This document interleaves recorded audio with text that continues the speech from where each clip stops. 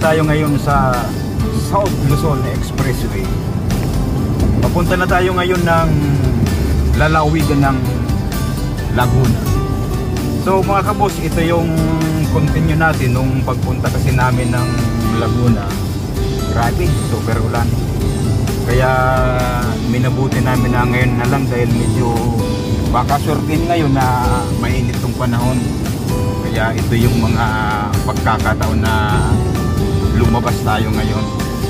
Kaya yung mga in-upload natin medyo natagalan yung sunod na i-upload natin dahil nga sa masama yung panahon, hindi tayo nakakapag-vlog ng maayos dahil sa ulan. So ngayon, dito tayo ngayon sa expressway, itong South Luzon Expressway.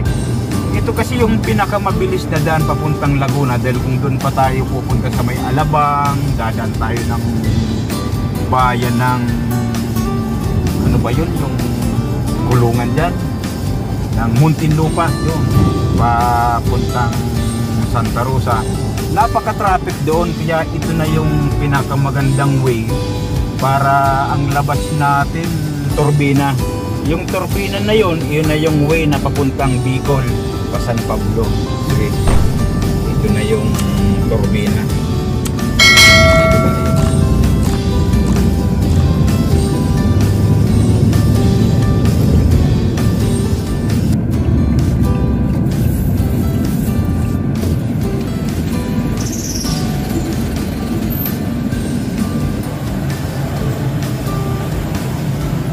Thank you.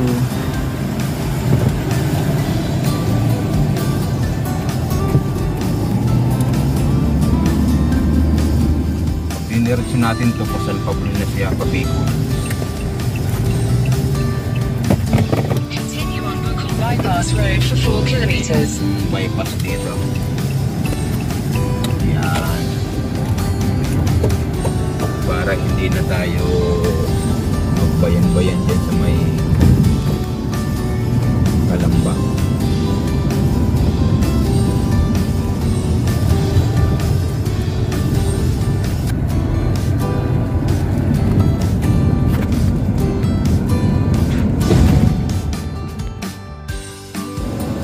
Nandito na tayo ngayon sa Victoria, Laguna. Yan, ito yung signage nila. Pagdating naman dyan sa may kanto, makakita ka dyan ng itik. Yun, ito na. Papunta na to ng Narcarlan, Lilo, Laguna. Ito na yung pinaka-way nila. Kung napagmamasdan ninyo mga kabusing itong dinadaanan natin ngayon na lugar, talaga namang makikita natin napakapayapang lugar. Pagdating naman natin sa unahan dyan sa kanto, makita naman natin yan yung Kalabaw naman, Kalabaw. Tapos kakaliwa na tayo dyan. Yan, ito na siya. Yun. Tingnan ninyo mga kabusing, Kalabaw naman yan, yan nasa bandang kaliwa natin. Yan. Ito na. Diretso na naman tayo. Super ganda ng kalsada dito. Wala kang makakasalubong sasakyan, mga batang naglalaro, wala. Talagang tayo-tayo lang dumadaan. Yan, kung napagmamasdan ninyo kabusing, lumit na yung kalsada at nagkaroon na ng napakaraming punong kahoy. Ibig sabihin, nandito na tayo sa Liliw, Laguna. So, andito na tayo mga kabos. Ito na yung pinaka-parking dito. Pero wag ninyong kaligtaan, may bayad to. Tapos, ito naman yung lalakarin natin. Pero kung may motor kayo, okay lang naman. Dahil kasong lalakarin natin dito, halos kulang naman ang kalahating kilometro. Yan. Pag nakita na ninyo to, paakyat tayo. Malapit na tayo. Hawak lang kayo dyan sa tali. Yan, makakita na ninyo to. Pagdating dito, gastosan na mga kaibigan. Magbabayad na kasi tayo dito.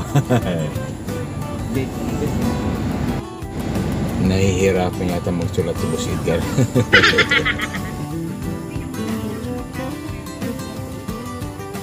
Harit kang yun po ang may active po kami na page. Pag magpapansin. Ako Hindi silang pala sila. Tingnan natin dito. Ito yung pinaka gallery nila dito. Makikita niyo dito kung anong mga naging activities nila na nangyayari dito sa Emery's Farm. Yan ito siya yung pagtutuba.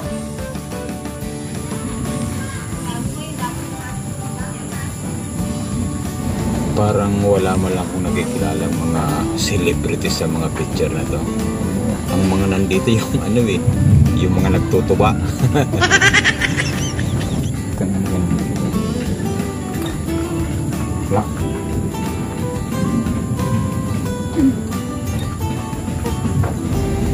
Wala na. Labas na tayo. Dito naman tayo sa kabila.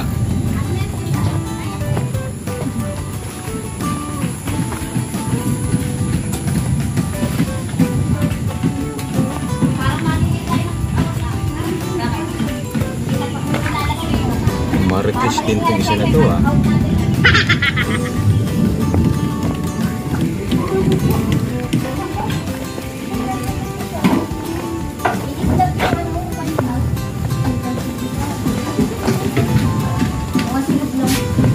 Ganang luto oh.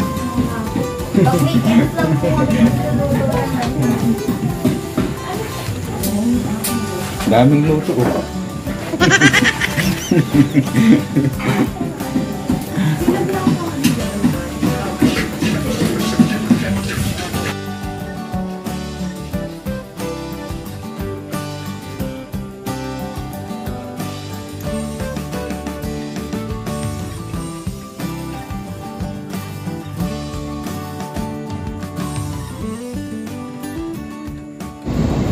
Wala talaga akong makilala.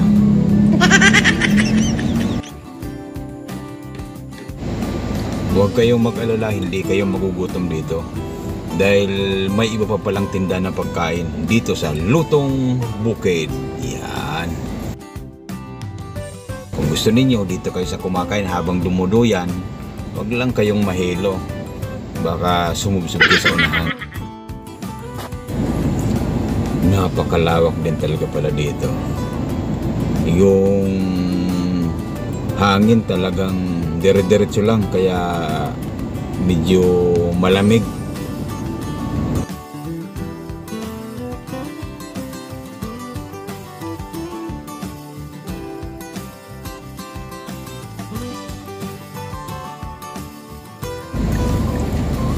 Ito na. Natatanaw ko na ang pinaka famous dito sa Esmeralda. Itong pinagmamalaki nilang bamboo clock. Yan, ito na. Na personal din kita ngayon. Itong bamboo clock mga kabusing, kung nakikita niyo itong numero, kakaiba. Ano bang tawag sa numero na to? Ito yung Roman numeral number. Yun. Pahirap naman ang numero to. Tingnan nga natin sa likod. Akyatin natin kung anong klase naman sa loob ng bamboo clock na to. Wow, kakaiba. Ibang klase rin ah. May dunong din yung nakaisip nito. Ito pala yung mga kawayan lang na parang kawayan na nakatambak na binilog lang siya. Ibang klase rin palang kawayan pag naipon at ikaw yung nasa gitna. Talagang mararamdaman mo kakaiba eh. Malamig ang singaw ng kawayan. Napakaginhawa mga kabusin. Napakarami ng naupo sa kinauupan kong ito. Lahat ng pumupunta dito talagang nagpapapicture sila. Ito yung pinaka-remembrance nila kung kayo makarating dito sa Esmeralda Farm. Oh, napakaginhawa.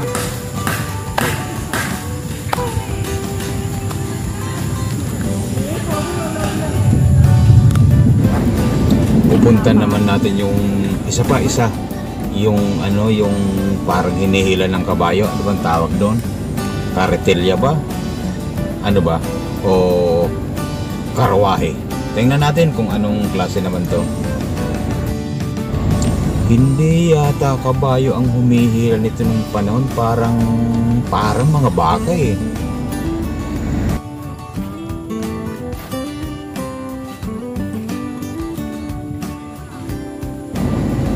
Ang laki pala nito sa personal. Malaki nga, malaki. Ayan. Picture tayo para sa remembrance. Okay, okay. Thumbs up.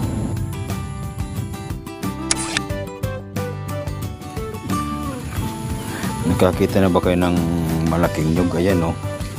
Oops. Yun, oh. Higanting nyug siya. Dito yan makikita sa Esmeralda Farm. Sa likod niya ipakita mo kung mayroon din matayang nyug na yan. Mayroon nga.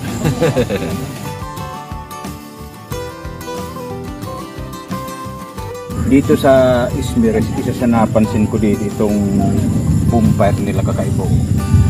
Kalimitan ang nakakita natin yung upuan nila. Mga bato lang nakapaikot ngayon dito sa kanila, ganito. Ito yung maganda dito sa kanila. Ito yung paggabi, yung mga dabarkads, dito sila nakaikot. Ito yung apoy. Apoy ganda, di ba?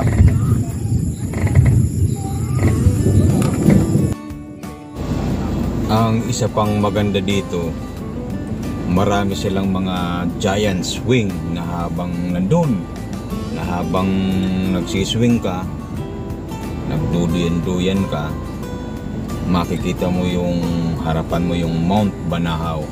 Talaga naman nakaka-relax. Puntahan natin yung duyan na malalaki doon. Titistingin natin magduyan-duyan habang lumalanghap tayo ng sariwang hangin galing dyan sa Mount Banahaw. Uy, napakasariwang hangin. Sarap sa pakiramdam.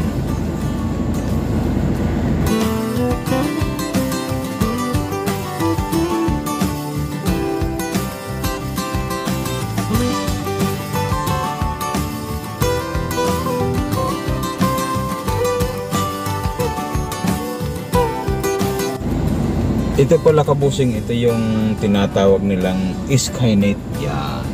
Pwede ka ditong maglakad-lakad, pwede ka dyan maghiga-higa. Talaga naman ang hangin. Baliba sa net siya, tagusan yung hangin. Napaka-presko. Yan, testingin na natin magduyan. Parang hirap timbangin. Napakahirap. Pero sa simula lang to. Ito ng final dyan.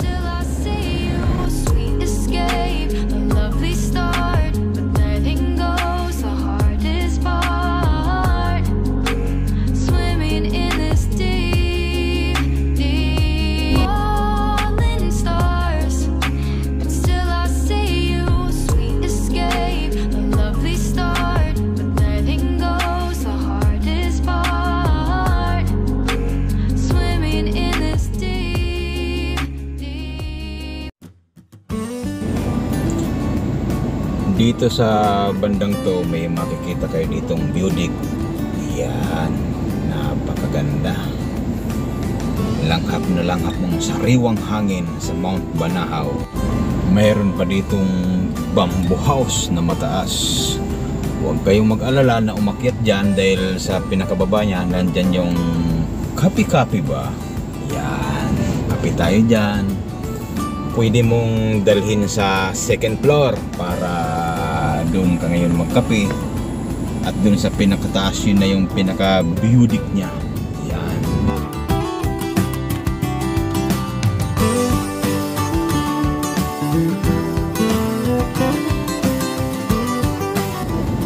Ito yung second floor. Yan.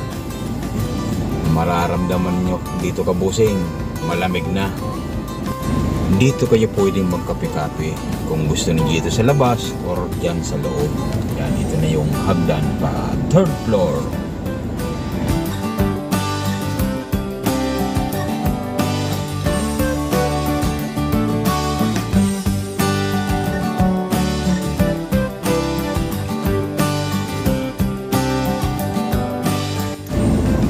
kakaibang pakiramdam dito sa taas. Ang taas ko na. Tingnan naman ninyo mga kabusing yung nyug. Dinudungaw mo lang yung dahon ng mga nyugan. Ang nyug nga napakataas na. Lalo ka pa. Talagang sobrang taas mo na. Kaya yung hangin dito buwilong-buwilin na eh. Malamig. Grabe. Sarap magpahinga. Sarap mag-isip-isip. Sarap magplato ng buhay. Kung ano-ano na lang pwede mong maisipan dito. Buti walang mga tao ngayon dito. Ang marami daw kasing tao dito, katulad ng mga Saturday, Sunday, and mga holidays. Yeah, napakarami dito. Kaya mas maganda pag pupunta kayo dito yung hindi matao. Dahil pag matao daw dito sa taas na to, napakarami naman, maingay na. Mas maganda ngayon, napakasulimni. Talagang mararamdaman mo yung nakakapagpahinga ka talaga. At dito mo na naman maririnig yung mga sinasabi nilang pangpalis ng stress.